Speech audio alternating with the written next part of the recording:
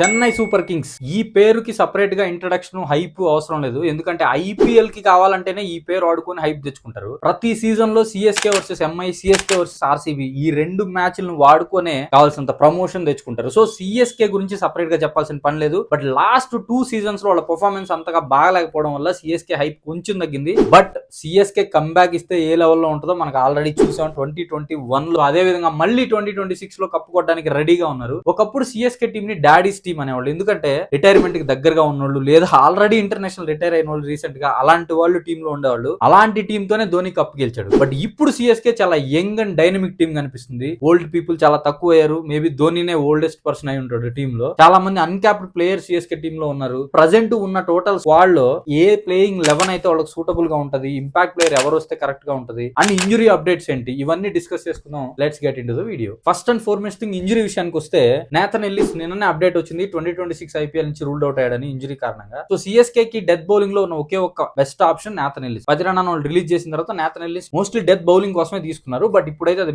Big shock అని చెప్పాలి CSK కి. బట్ ఇప్పుడున్న పరిస్థితుల్లో వాళ్ళు ఎవరిని రీప్లేస్మెంట్ గా తీసుకొస్తారు, ఆర్ మేబీ రీప్లేస్మెంట్ అంత పర్ఫెక్ట్ గా వర్కౌట్ కాకపోతే ఉన్న స్క్వాడ్ లో ఎవరిని కరెక్ట్ గా యూజ్ చేసుకుంటారు, ఏ బౌలర్ అయితే మ్యాచ్ అవుతాడు అనేది మనం చూద్దాం. అండ్ అపార్ట్ ఫ్రమ్ దట్ మనం ఆల్రెడీ మాట్లాడుకున్నట్లు 2 uncapped players Prashant Veer and Kartik Sharma వాళ్ళిద్దరిని 14 కోట్లు పెట్టుకున్నారు. ఇంత అమౌంట్ ఇద్దరు అన్క్యాప్డ్ ప్లేయర్స్ మీద ఇన్వెస్ట్ చేయడం చాలా షాకింగ్ థింగ్ అప్పుడు ఆక్షన్ లో. సో ఎందుకు ఇంత ఇన్వెస్ట్ చేశారంటే వాళ్ళ డొమెస్టిక్ పర్ఫార్మెన్స్ అలా ఉంది అండ్ వాళ్ళ career Chennai super Kings future కి ముడిపడి ఉంది కాబట్టి వాళ్ళకి అంత ఇన్వెస్ట్మెంట్ చేసి తీసుకున్నారు. మనం ఎప్పటి నుంచో చూస్తుంటాం ముంబై ఇండియన్స్ లో గానీ సిఎస్కే లో గానీ ఒక ప్లేయర్ కెరీర్ స్టార్టింగ్ లోనే టీమ్స్ లోకి తీసుకు వాళ్ళని బాగా ట్రైన్ చేసి మంచి ప్లేయర్ గా చేసి వాళ్ళు యూజ్ చేసుకోవడం. ఆల్రెడీ బుమ్రా గానీ, హార్దిక్ పాండ్యా గానీ, కృణల్ పాండ్యా గానీ ముంబై టీమ్ లో అలానే వచ్చారు అండ్ సిఎస్కే లో కూడా ఇలాంటి చాలా ప్లేయర్స్ ఉన్నారు. సో ఈ విధంగా కార్తిక్ శర్మ కీపర్ గా పనికొస్తాడు అండ్ ప్రశాంత్ వీర్ బౌలింగ్ లో ఉన్నాడు. సో వీళ్ళిద్దరూ సిఎస్కే కి ఏ విధంగా కాంట్రిబ్యూట్ చేస్తారు ఈ సీజన్ అనేది ఖచ్చితంగా ఒక ఇంట్రెస్టింగ్ ఫ్యాక్ట్. చూడాలి ఎంత మంచి పర్ఫార్మెన్స్ ఇస్తారు అనేది. ఖచ్చితంగా వాళ్ళకి పెట్టిన అమౌంట్ కి వర్తబుల్ గా ఆడతారా లేదా ఐపీఎల్ ఏమైనా ఫెయిల్ అయ్యే ఛాన్సెస్ ఉందనేది మీరు కమెంట్స్ లో చెప్పండి. ఇక టీం విషయానికి వస్తే మనం అనుకోవచ్చు మేబీ బ్యాటింగ్ కొంచెం సెటిల్ గా ఉంది. ఎందుకంటే ఆర్ఆర్ నుంచి సంజు శాంసన్ తీసుకొచ్చుకున్నారు. ఇటు Jadeja and Sam Curran RR కి వెళ్లారు. ఈ ట్రేడ్ వల్ల బ్యాకప్ వికెట్ కీపర్ నే కాదు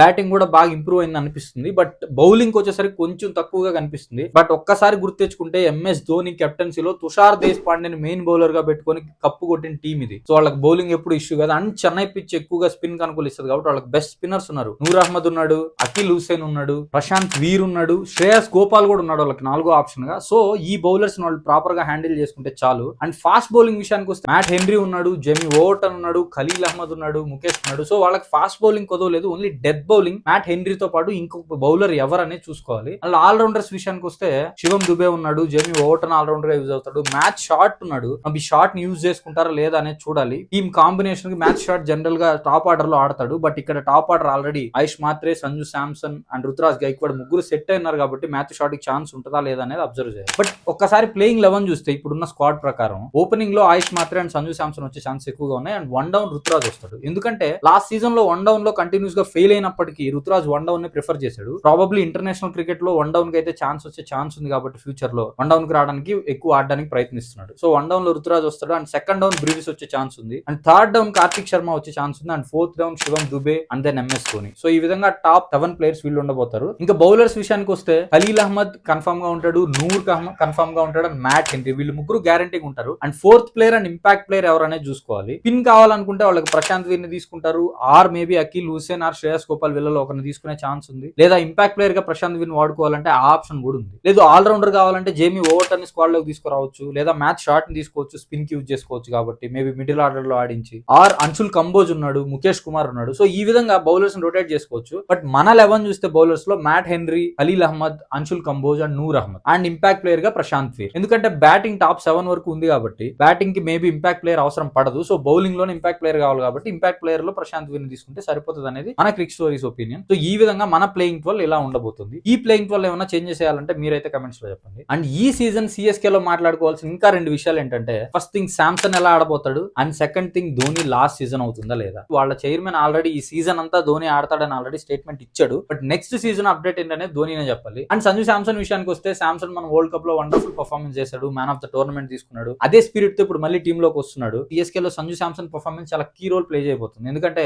ఓపెనింగ్ లో ఆయుష్ మాత్రేతో పాటు సంజు శాంసన్, అక్కడ ఎలా అయితే వైభవ్ సూర్యవంశితో యశస్వి జైస్వాల్ తో శాంసన్ ఆడాడు, అదే విధంగా ఇక్కడ ఒక యంగ్స్టర్ తో ఆడబోతున్నాడు. వాళ్ళిద్దరు కాంబినేషన్ ఎలా ఉంటుందనేది చాలా key role. And next Ruturaj Gaikwad one down పెద్ద కొత్త కాదు, but Brevis and Shivam Dube ఇద్దరు కీ ప్లేయర్స్ అవబోతారు. ఎందుకంటే శివం దుబే ఒక గ్రేట్ ఆల్రౌండ్ పర్ఫార్మెన్స్ చేస్తున్నాడు ఇంటర్నేషనల్ క్రికెట్ లో. అదే విధమైన పర్ఫార్మెన్స్ చేస్తే మాత్రం చెన్నైకి ఈసారి ఎదురుండదు. మిడిల్ ఓవర్స్ లో స్పిన్నర్ ని ఒక ఆట ఆడుకుంటాడు శివం దుబే అండ్ బ్రీవిస్ గురించి నేను కొత్తగా చెప్పక్కర్లేదు, మనం వరల్డ్ కప్ లో చూసాం, దానికి ముందు సౌత్ ఆఫ్రికా లీగ్ లో చూసాం, బీభత్సమైన ఫామ్ లో ఉన్నాడు. సో సిఎస్కే టీం బ్యాటింగ్ అయితే తిరుగులేదు, చూడడానికి వండర్ఫుల్ గా ఉంది. అండ్ ఎటువంటి టీం నైనా ఈజీగా కొట్టగలదు, బౌలింగ్ ప్రాపర్ గా ప్లాన్ చేసుకోవాలి అంతే. అండ్ ఇంకా ధోని విషయానికి వస్తే ఇది లాస్ట్ సీజనా కాదని పక్కన పెడితే, ధోని మేబీ లాస్ట్ టైం వచ్చినంత లోవర్ ఆర్డర్ లో కాకుండా కొంచెం ముందు వచ్చి ఇన్నింగ్స్ బాగా ఫినిష్ చేస్తే బెటర్ అని నా ఫీలింగ్. ఎందుకంటే ధోని ఎప్పుడెప్పుడు వస్తాడని ఆడియన్స్ అందరూ వెయిట్ చేస్తుంటారు, మనలాంటి చాలా మంది క్రికెట్ ఫ్యాన్స్ వెయిట్ చేస్తుంటారు. సో ధోని క్రీజ్ లోకి 16th or 15th ఓవర్ లో వచ్చి ఒక 2 ఓవర్స్ కొంచెం స్లోగా ఆడినా లాస్ట్ 3 ఓవర్స్ ఆడే అవకాశం ఉంటుంది. అలా కాకుండా 19th ఓవర్ 20th ఓవర్ వచ్చి 2-3 బాల్స్ ఆడితే చాలా డిసప్పాయింట్మెంట్ ఉంటుంది. కాబట్టి ధోని కొంచెం ముందు వచ్చి ఆడాలనుకుంటున్నాం. చూద్దాం ధోని ఏ డౌన్ లో వస్తాడు, ఎంత ఎంటర్టైన్ చేస్తాడు అనేది ఈ సీజన్ లో. బట్ సిఎస్కే అయితే కప్పు కొట్టాలని చాలా కసిగా ఉంది, కప్పు కొట్టి ధోనికి ఫేర్వెల్ ఇవ్వాలని. And at the same time అన్ని టీమ్స్ ఎలా ఉన్నా కానీ సిఎస్కే ఇది డూ ఆర్ డై లాంటిది సీజన్. సో ఖచ్చితంగా వాళ్ళు ఫైనల్ కి రావడానికి అన్ని విధాలా కష్టపడతారు. నా ఒపీనియన్ ప్రకారం సిఎస్కే గ్యారంటీగా ప్లే ఆఫ్స్ కి వస్తుంది. అది ఫస్ట్ పొజిషన్ 4th పొజిషన్ పక్కన పెడితే ప్లే ఆఫ్ మాత్రం గ్యారంటీ. చూడాలి మరి ఫైనల్స్ కి వెళ్తుందా లేదా. మీ ఒపీనియన్ ఏంటనేది కమెంట్స్ లో చెప్పండి. Thanks for watching my video. ఇలాంటి క్రికెట్ అప్డేట్స్ కోసం, ఐపీఎల్ అప్డేట్స్ కోసం మన ఛానల్ సబ్స్క్రైబ్ చేసుకోండి. పక్కనే ఒక గంట ఉంటుంది, అది కూడా కొట్టండి, అన్ని నోటిఫికేషన్స్ వస్తాయి. Thank you.